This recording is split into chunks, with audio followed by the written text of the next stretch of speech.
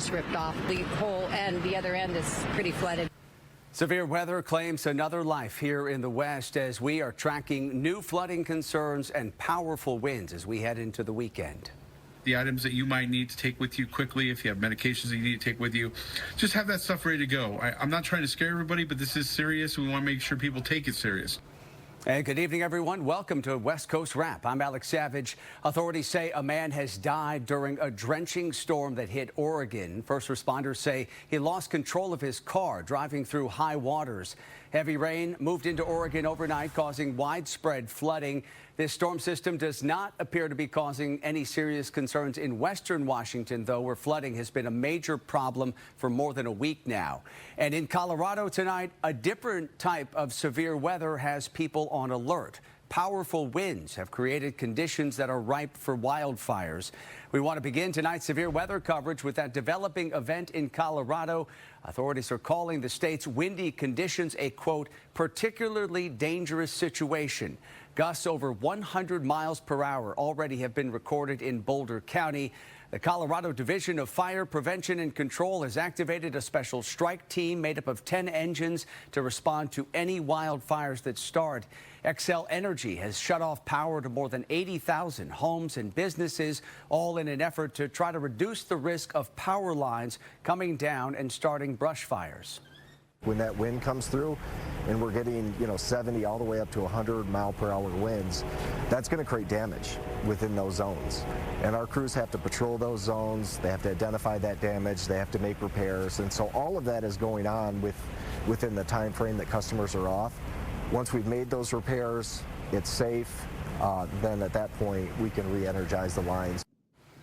Strong winds fueled 3 wildfires east of Denver earlier this week on Wednesday. All of those fires have now been contained. Authorities believe those fires were likely caused by downed power lines.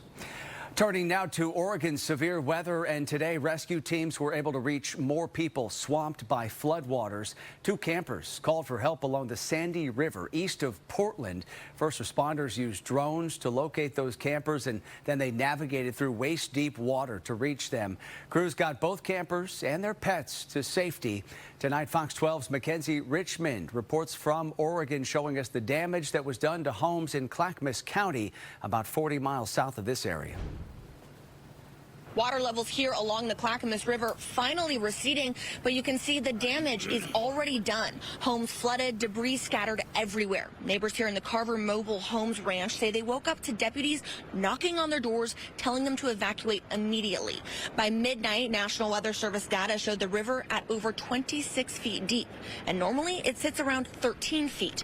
One local woman has lived here for over 25 years in this park, and she says she's never seen anything like this. As you can see, the water's already, up into their shed and probably into their foundation insulation, so they're going to have some damage there. And then the whole back deck just ripped off. The whole end, the other end is pretty flooded, as you saw. So, but the current and the debris that's coming, the amount of debris is it's scary. Neighbors in this area, like Brenda, tell us they got little to no sleep last night. They stayed busy watching the flood levels, packing their belongings, and helping people evacuate. By 9 this morning, water levels slowly started to recede, and the damage done became more apparent. What was once a storage park now looks more like a pond, and the fence that enclosed their boats and RVs inside, gone, washed away along with some of the boats. Neighbors say the strong currents also washed away fences, dumpsters, trees, even one home's entire back deck.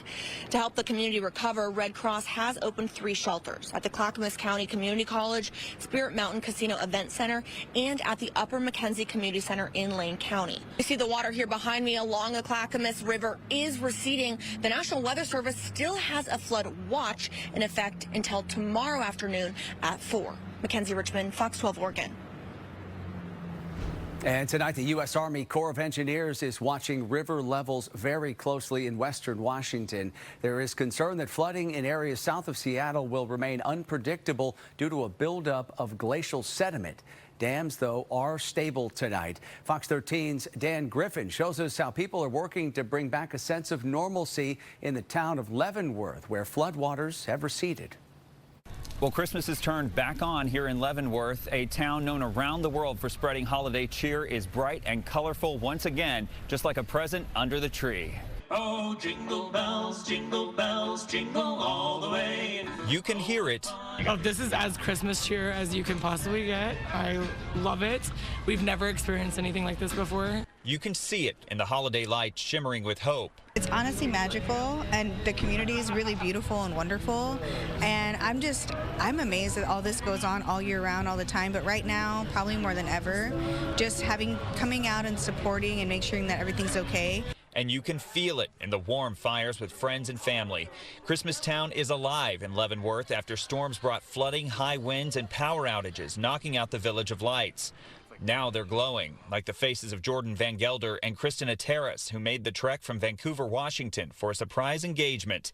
A washed-out, damaged Highway 2 couldn't stop this scene made for TV. We were just taking a little break from some stuff at home and came up here for a day trip, and it was a complete surprise.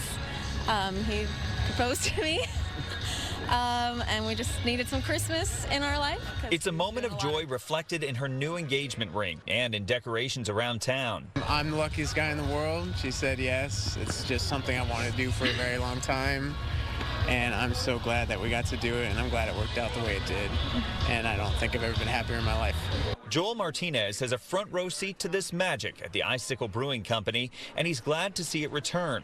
City leaders say businesses have taken a hit. Martinez admits things have been a bit slower. We actually had to close early due to power outages last Wednesday, and then we're closed for 2 days after that. The winds were super impactful. But Leavenworth is known as a place where miracles thrive. This re-illumination appears to be one, acting as a guiding light for Santa, his reindeer, and so many others. Yeah, just come on out and enjoy it with your family, because it is Christmas time, and this is like the one place that I think is the most Christmas I've ever seen in my life. So. Now, city leaders say if you plan to visit Leavenworth, there are a few things you need to keep in mind. For one, Highway 2 still closed, so you'll need to take Highway 97 and I-90. They say another thing to keep in mind, neighborhoods, they're still cleaning up, but downtown is good to go. Reporting in Leavenworth, Dan Griffin, Fox 13 News. It's just incredible. I have a cousin, the Reverend Adam Gonzalez, and he told me it was a very tough night just outside of Portland last night. Lots of flooding there, but today a very cold day, and you can see the precipitation still across the Pacific Northwest, but the jet stream has obviously veered now in a southerly fashion. This is going to severely affect Northern California. You see this cotton ball effect here. That's an indication of a lot of cold air mass in place. So once the rain butts up against the Cascades, it's going to turn to snow, and you can already see a little bit of sleet developing there all the way into the Siskiyou Mountains as well. So let's go ahead and talk about rainfall totals from now all the way through Tuesday night. Another 1.25 inches in the Portland area, and now you see it shifting.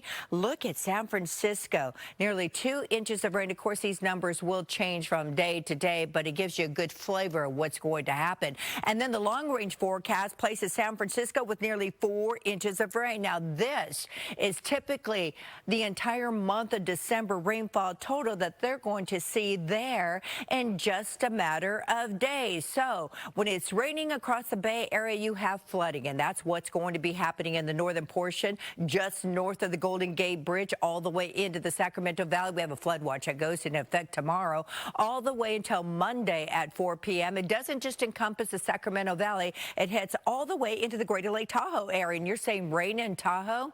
That's right. Copious amounts of precipitation from now all the way through Christmas Eve, and then the colder air mass shoots in that I was just alluding to over the Pacific Northwest, and that's when the snow will come, but not from Saturday through Monday. In fact, it's going to be pretty dicey travel with gusty winds as well. So the rain returns to the Tahoe area tomorrow, and then on Christmas Day, down to lake level at 6,200 feet, the anticipation of 2 to 5 full inches of snow, and in the higher elevations, we could be measuring the snowfall in feet.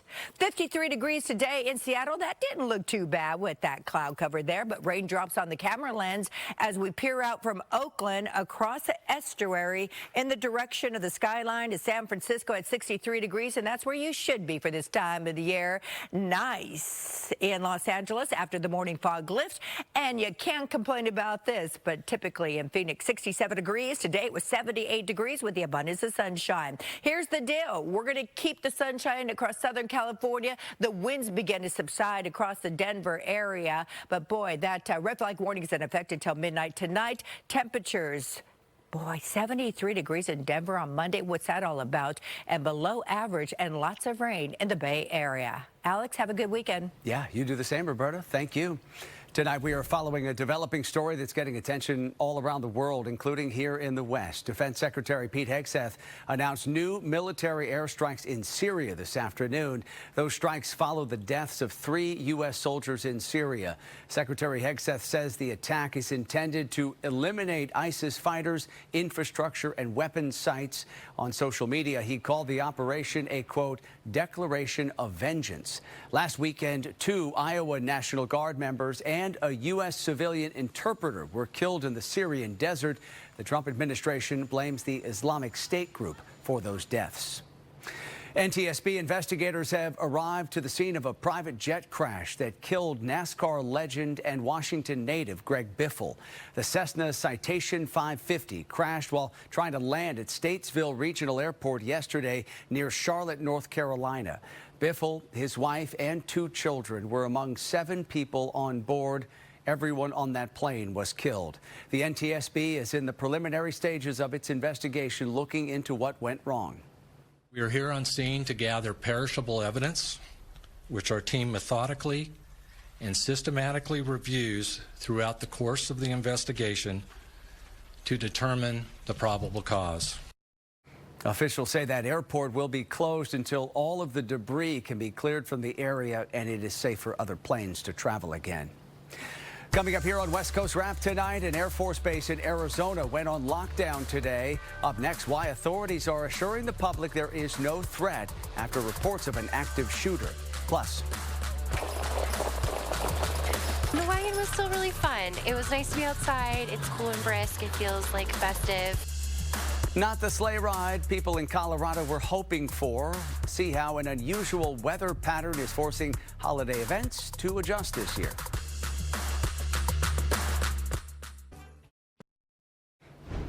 We turn now to Arizona tonight, where Luke Air Force Base in Glendale, just outside Phoenix, went on lockdown for about an hour this morning after reports of an active shooter there. The lockdown was called just before 10:30 this morning. Security forces and local law enforcement all responded and eventually cleared the area. No active threat was found, and base operations then returned to normal. No further details have been released by authorities on exactly what prompted that response today. The Los Angeles Angels are reaching a settlement with the family of late pitcher Tyler Skaggs after a lengthy trial that focused on the player's drug use. The trial lasted for 2 months, and the details of today's settlement remain confidential. Jurors concluded the team was negligent, but this settlement was reached before they reached the end of their deliberations. The case centered on whether the Angels were responsible for Skaggs' overdose death in 2019. Then communications director Eric Kay gave him fake oxycodone pills laced with fentanyl during a team trip to Texas. An autopsy says those pills contributed to Skaggs' death. Kay was sentenced to 22 years in federal prison. Turning now to the holiday travel rush, and things are really starting to ramp up tonight. Here is a live look at a very busy LAX. AAA is predicting more than 8 million people will be flying across the U.S. between tomorrow and January 1st. Just look at that traffic trying to get into the terminals tonight. Fox 5's Jennifer Franco spoke with people at San Diego International Airport to get some advice on how to make travel plans go as smoothly as possible. Wherever the holidays take you, You won't be alone. We anticipate 1.4 million people coming to the airport, in and out of the airport, during an 18-day period, which begins Friday the 19th of December through January 5th. Nicole Hall with San Diego International says it breaks down to as many as 75,000 travelers daily on average and 85,000 on peak travel days. Security checkpoint lines that are short now looks pretty smooth sailing to me. Will only get longer, with the day before Christmas Eve, December 28th, and January 4th expected to be the busiest days. Brussels airport was actually insane. The passport control was really crazy. Christina Kelly is trading Belgium for San Diego this holiday season. It's so nice. The weather, I can actually feel the air here. It's so humid, but we're really happy, and this is first time to the U.S., so we're excited. With recent fog-related travel delays and cancellations and rain in the forecast next week, planning is key. Pack wisely, check your flight status before heading to the airport, and give yourself plenty of time. If you're flying domestically, give yourself about 2 hours ahead of time. Picking someone up? Use the cell phone lot to skip traffic. Maybe try dropping off your party at the arrivals. That gives people a kind of an easier drop-off rather than trying to face a lot of cars at the curbside. And consider using rideshare. Yeah, I Ubered here and it was pretty easy. A smoother trip means more time for holiday moments. Drink a lot of eggnog, eat a lot of turkey. Golfing, hang out, enjoy San Diego. And that was Fox 5's Jennifer Franco reporting tonight from San Diego. AAA is predicting nearly 110 million Americans will travel by car to their holiday destinations, and that's up about 2% compared to last year. It costs a little less to fill gas tanks for holiday road trips this year. An average price of a gallon of regular here in the West is $3.28. That's down about a dime compared to the 2024 holiday season. Traffic analysts at INRIX are predicting that the roads will be most congested this weekend, as well as the day right after Christmas. Well, tonight, time is running out for people who want to ship those holiday gifts to their loved ones. Fox's Amalia Roy visited a mail sorting facility outside of Phoenix to get a closer look at what it takes to get your packages to their destinations on time. All ground shipping for the Southwest comes through this hub right here. It also has a first-of-its-kind machine for the USPS. It is a sorting machine that has 10 conveyor belts running constantly, sorting up to 50,000 packages an hour. In the past year, USPS has upped its capacity from 60 million packages a day to 88 million. Post officials credit years of investing in its operations and adding more than 230,000 full-time employees. The agency's also installed more than 600 package sorters in facilities across the country. I think it's awesome if you look behind me to see how fast we're able to process this and do it efficiently. Just to stand here and watch the packages go by. But even with all this increased capacity, it's still important to remember holiday shipping deadlines so you're not scrambling right before Christmas. So if you want your packages under the tree on time, December 20th is the last recommended day to ship through USPS. And for UPS, the shipping deadline is December 23rd, December 24th for FedEx. And the USPS had this advice: do not wait until the last day if you don't have to. If your presents are wrapped and ready to go, just send them. In Avondale, Arizona, Amalia Roy, Fox News. Coming up here on West Coast Wrap tonight, forget traditional sleigh rides. Tonight, the weather forcing people running holiday events to come up with a plan B. Also, watch Santa spread holiday cheer early at a Montana hospital. It's gratitude. It's an honor. Nothing better than that.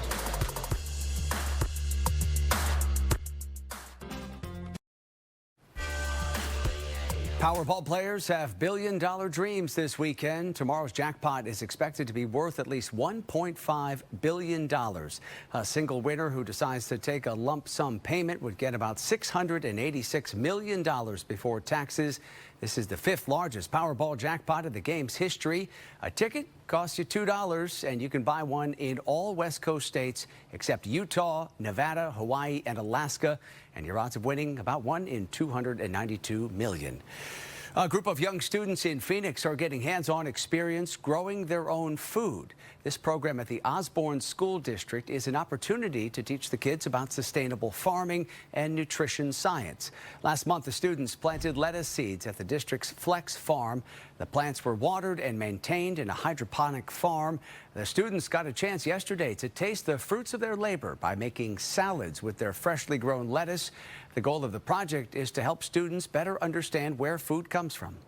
It's like a really cool science project. We get to check the pH, the nutrients, and this lettuce grew in literally like 28 days. When they grow something, they're much more apt to try it. When they go home, they can take this back to their family, say, hey, how can I contribute to the meal tonight? This is the school district's second ever harvest. Any extra lettuce from the harvest will be donated to Desert Mission Food Pantry in Phoenix. Well, Santa is making the rounds early in some parts of the West. Fox's Rachel Kindred shows us how he delivered gifts and comfort to families at a hospital in Montana. It's a chance for parents to capture something many thought might have to wait. That very first photo with Santa, even while their baby remains under intensive care. Just being with those little guys. When I was down here doing the malls, I'd come up here and I'd take pictures of those little ones. They'd come back 3 or 4 years later and show me those. Nothing better than that. Hospital staff say the tradition is about more than pictures. It's about creating moments of normalcy and joy during what can be one of the most stressful times a family faces. Yeah, I mean, Christmas is definitely way different than we expected it to be this year. Should be still pregnant, but he decided to make his presence known a little bit earlier, and just having, I guess, a little bit of normalcy with the not normal of NICU life is definitely helpful. The St. Vincent NICU provides level 3 care, supporting newborns who arrive early or need advanced medical attention after birth. And for Michaela Weidinger, whose son Cooper arrived 13 weeks early, this visit was extra special. He was the Santa that I used to get my pictures done with every year from the time I was like 9 months old. So having it be the same one is very emotional for me. And Santa takes his job very seriously. When I first started in this business, I did a lot of training programs for Santa Clauses, etc. And I said, don't you guys ever abuse the power you have. And they said, what do you mean? And I said, you'll find out. And you're not necessarily power. To me, it's gratitude. It's an honor. For these parents, a brief visit from Santa is more than a holiday tradition. It's a reminder of hope, resilience, and the strength of the smallest Montanans. In Billings, Rachel Kindred, Nonstop Local. Such a wonderful tradition there. All right, finally tonight in Colorado, holiday sleigh rides are turning into wagon rides because there's just not enough snow to glide on. December is usually the busiest month for Bearcat stables near Vail, but warm weather this year and a lack of snow means they are turning to horse-drawn wagons so the customers can enjoy the mountain scenery. Ski resorts also are struggling in this area with the lack of snow. The stable operator says she has noticed that trend toward warmer winters. It's been the last couple of years that I've noticed that it's just getting warmer and warmer. Our winters are just not what they were when I first moved out here in terms of the snowpack and how much snow we have down here at the ranch. And yeah, it's just something I always think about, that, you know, if we don't, December is when we make most of our money. Climate experts say most of the West is facing a deep snow drought. Even though precipitation has been near normal, warmer temperatures mean that precipitation is falling as rain rather than snow. But folks still look like they are enjoying those wagon rides nonetheless. All right, that does it for West Coast Wrap tonight. And a quick reminder before we head out, you can always stay up to date on all the big stories we're covering across the West Coast by heading to our website. It's westcoastwrap.com. And don't forget to stream our shows on your smart TV. Just download that free Fox Local app. Have a great night, everyone.